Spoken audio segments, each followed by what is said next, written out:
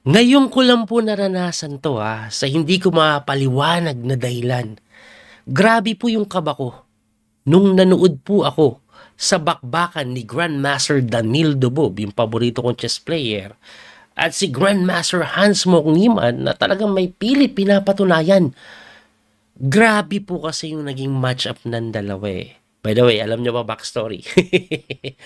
Ito pong si Hans Mokniman at Daniel Dubob, nagkahamunan po yan eh. Nagsimula po yung issue niya nung World Beach Championship na kung saan si Dubob hindi sumipot sa laban nila ni Niman. Kaya sabi ni Niman, ano ba yan? May issue ba yan? Parang Magnus? Dahil nga inakasahan siya ng daraya, so ayos siya labanan. So hinamon niya yan. Sabi niya, halika, bakbakan tayo. Lahat ng gastos mo, pamasahe, bla bla bla, everything, sagot ko, plus 10,000 pa, idodonate natin sa charity kung talunin mo ako sa Blitz, sabi ni Niman. Pero ang sabi na ng Bob, ayoko ng ganyan. Ganito na lang. So, laro tayo Blitz, match up tayo, kung sinong matalo, magpapalay detector test. Nabubulol pa ako sa kaba ko. Yun po ang nangyari. And, pumayag si Niman. At eto na. Pumunta po ng Moscow mismo si Niman. Pinuntahan niya po si Lubov. Pumunta siya ng Moscow, naglaro siya ng Aeroplot doon, and then eto na, nag-schedule po sila ng Blitz match-up. At ang napagkasunduan nila, 18 games. Dalawang araw lalaruin. Sa unang araw, 9 games. Sa pangalawang araw, 9 games. So, eto po nangyari Day 1 po kahapon, nanalo si Dubob. Actually, ang ganda ng laban. Maraming winning si Niman, pero pag time pressure na, bumibigay. Ang score, 3.5, 5.5 in favor of Dubob. Lamang na 2 puntos si Dubob. Eto ngayon, day 2. Actually, fresh na fresh, kakatapos to yun. Hype pa ako eh. Dalawang tabla, yung unang laban, tapos nanalo na naman si Dubob. So, 3 puntos ang lamang ni Dubob. Pero eto matindi. In-straight ni Niman. So, ang ending, alam nyo ang score? Pagkatapos po ng round number 17, mabilis ko ipapakita ko. Etong round number 17 yan. Mabilis ko lang ipapakita. Sicilian po yan. Abay, tinalo po ni Niman si Dubob dito. Tingnan nyo, endgame lang. Endgame lang po, Oh, endgame lang to, Ayan, in-endgame lang, dahan-dahan bumigay yan eh. Tapos naikutan po yung pawn. Ang ganda ng ikot ng kabayo. Babagsak yung pawn pagka king d3 kaya binigay. And then, nasacrifice ang pa. And then, eventually, nakulong pa nga yung kabayo. Kaya nag-resign. So, ang score after 17 games, 8.5, 8.5. Putik, eto na. Last round. Last round. Anong nangyari? Yan po yung i-analyze natin ngayon. Eto. Puti po yung idol natin ni si Grandmaster Daniel Dubob. Nag-D4. Knight F6, Knight F3. Nag-D5, C4. Tumira po ng E6, G3. Yan yung paborito ni Dubob. Katalan. Actually, second siya ni Magnus, di ba? Tinuro niya yan kay Magnus. Panlaban po kay kay Nepo. At ang nangyari, Bishop E7, mainline mo yan. Bishop lang po sa may G2, nag-castling lang din, and then takes on C4, which is a line, tapos queen lang po sa may A4. 8-6. Idea niyan, mag-B5 kaya posadong kainin. Tapos B5 pa rin. Pagkatakbo doon, bishop lang, develop. Tumira po ng bishop dito, develop lang. Tapos nag-bishop lang sa may E4. Hitting the queen, tumakbo. Tapos C6 lang si Niman. Mabilis tumira si Niman. Mabilis din si Dubob. Tingnan mo ang time control po nito 3+2 pero pareho silang plus more than 3 minutes pa. Ang ginawa po, nag-E3 tamang kunat lang para solid yung depensa po. Sa may D4, nag-Knight D7 develop naman. Tumira po ng Knight C6 and then kinapture na po yung kabayo Binawi ng bishop tapos rook lang sa C8. At ito daw po ay equal according sa engine evaluation. So ang ginawa, nag-ikot, Knight E2, C5. Ayan, pagka C5, Queen lang sa E1, please tumira ni Dubov. Tingnan nyo, 3 minutes pa siya. At siniman, 2 minutes and 45 seconds. Nag-Queen B6. Okay, tamang develop. Tumira ng Bishop doon. Tumakbo sa B8. Walang ibang square na maganda eh. Tapos kinapture yung C5. Binawi po ng Bishop. So, equal pa rin po ito. Kaso, ang kagandahan for the side of Dubov, meron siyang pair of Bishop eh. So, ang ginawa po dyan, nag-Bishop G2 umatras. Pagka-atras, nag-Knight E5 yun. Actually, kaya umatras po yun, inantabayanan po yung Knight E5. Pero Knight E5 pa rin, tapos sinagot ni Dubov ng Bishop lang sa C6 na tinirahan lang ng B4. Pagka B4, nag-Bishop D5 na sinagot lang ng A5 at very equal pa rin. Pagdating naman sa oras, dikit din eh. Tingnan nyo, 3 segundo lang diferensya. Ang tinira po, Queen D1. Para siguro makapwesto yung reyna dito or if not dito, plus may bantay pa doon, di ba? Hindi makatalon yung kabayo. Nag-rook FD8 naman, and then ayun na nga, tumakbo yung queen sa may B3 na sinagot ng Bishop takes D4, pinalit na. Binawi na kabayo, tapos nag-knight lang po sa dito. Ang pinakagusto niya, Knight D7 pala, tatakbo po dito, hitting the queen. Kaya ang ginawa ni Dubov, nag-rook po yan sa may C1 para pag tumira ka dito, dito po siguro babalik. Yan po siguro yung plano. Anyway, tumira po ng Queen B6 lang. Pagka Queen B6, umatras na nga yung reyna, and then nag-Knight F6 lang yun. Hindi na daw ganun kaganda yung Knight F6. Ang pinapatira po dito, Knight C5 eh. Tapos papasok dito. Yung Knight F6, medyo may konting advantage pa daw ang puti dyan. Ang tinira po, Queen E2 lang. Pumorma lang yung Queen doon, and then nag-G6. Aba, medyo kunat lang, pasingaw. Pagka G6, nag-H3, nagkukunatan lang. Alam niya, medyo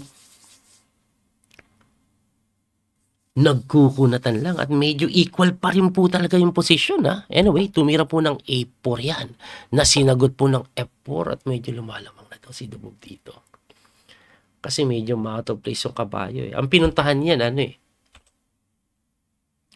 kasi medyo out of place yung kabayo eh. Anyway, ang force move po dyan, capture sa C1.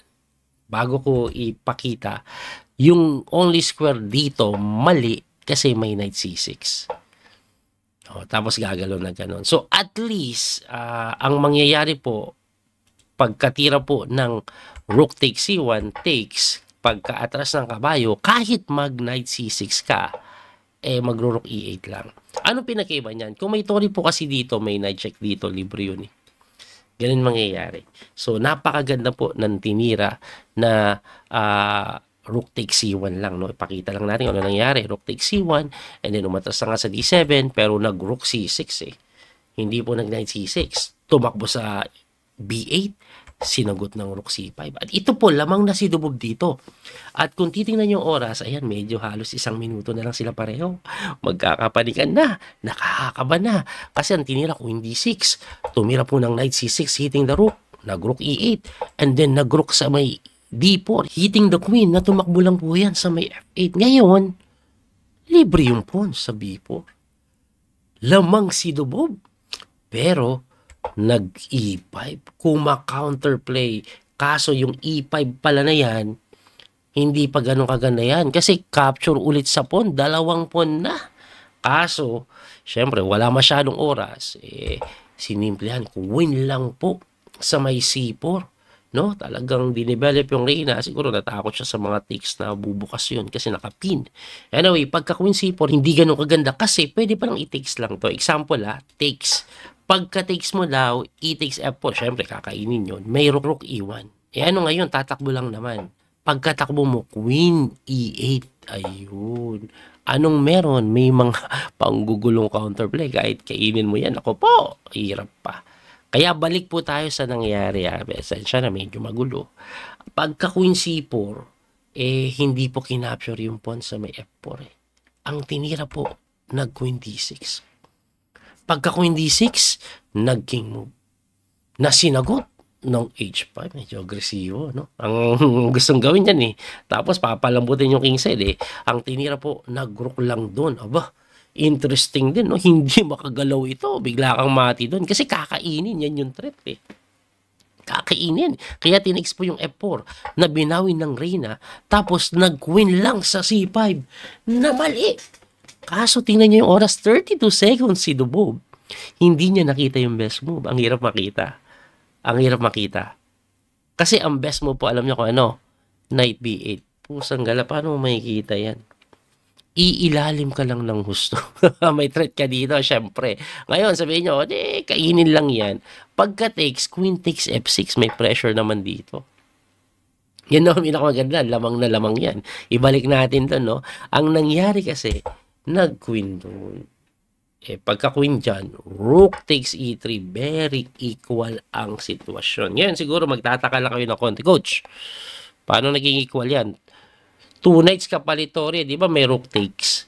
Pag nag-rook takes ka kasi, lugi ka pa dyan, kakainin lang yan. Siyempre, babawiin mo, dalawang piyesa. Kaso pagka queen g5, ikaw pa nape-pressure ngayon. Ikaw pa magdedelikado. Nakakatakot yung position mo. Kaya hindi pwedeng gawin yun. At ang tinira na nga lang po is kinapture na lang yung C5 na sinagot ng knight takes. Tapos pagkatira po nun, which is pinapalit, kinapture, takes, king move, equal bigla. Ang matindi, equal. 7 seconds na lang si Dubov. 37 pa si Niemann. So ang ginawa po niya, nag-knight move. Nag-atake sa B2, tinulak, tapos nagpilit, A3 lang. Ang pinakatema niya ganito, babagsak, may pass pawn. Pero Dubov, nag-bishop lang, inatake, at dinipensahan lang. Pagka-depensa, tumalon niya sa kabayo, gaganito, nasinagot lang ng knight doon. So, bago mo pa makain ito, titikman din to. Ngayon, pagkatira niyan, nag-knight doon, hitting the bishop na sinagot lang ng bishop c4. At ito po ay very equal. 4 seconds na lang si Dubov, 31 pa si Niemann. Itong si Niemann, very ambitious. Sa larong ito, gusto niyang manalo. Tingnan niyo pong mabuti. Pwede niya po kasing simplihan yan. Capturein lang ito. Pagka takes, capture doon, drawish yan. Equal po. Pero tingnan niyo ginawa. Nag-knight sa may B1. Thinking na, depensahan natin to. Tapos, kainin natin yon. Kaso, B4 lang. Lamang bigla si Dubov. 5 seconds on the clock, inatake ni Niemann yung bishop. At dahil time pressure, si Dubov nag-blunder. Ang tira kasi dito, bishop lang dito, and then makakain na ito. Hindi makapture yan. Kaso, kinain. So, ang ending, kinapture yung bishop, takes, capture, equal na naman. Kaso, mahirap kasi may pass pawn. Nag-B5 yan, kining mo ba? Tumulak ulit, knight move lang. Tumulak na naman, knight depensa lang. Tumira ng H4 na sinagot lang ng king move. Pagka king move, nag-king move din. Equal po ito pero walang oras sila pareho. Less than 10 seconds. Naku, nakakaba promise habang nanonood ka ng live. Ang tinira po dyan, king move, inatake yung kabayo. Tumira lang doon. Siyempre, hindi mo kakainin. Magpo-promote. Hinarangan. Nag-king F3. Nag-king move. Tumira po ng king. Nag-F6 para hindi makapasok. Nag-knight move. Dinikitan yung pawn. Nag-knight doon. Kinapture yung B7. Ngayon, 1 pawn up si Dubov. Pero ang layo ng king niya. Tapos time pressure pareho. Nakakatakot yung posisyon ni Niemann dito. Ay, si Niemann pala yung 1 pawn up. Anyway, nakakabayan. Ang ginawa po, nag-king move, nag-G4, which is draw.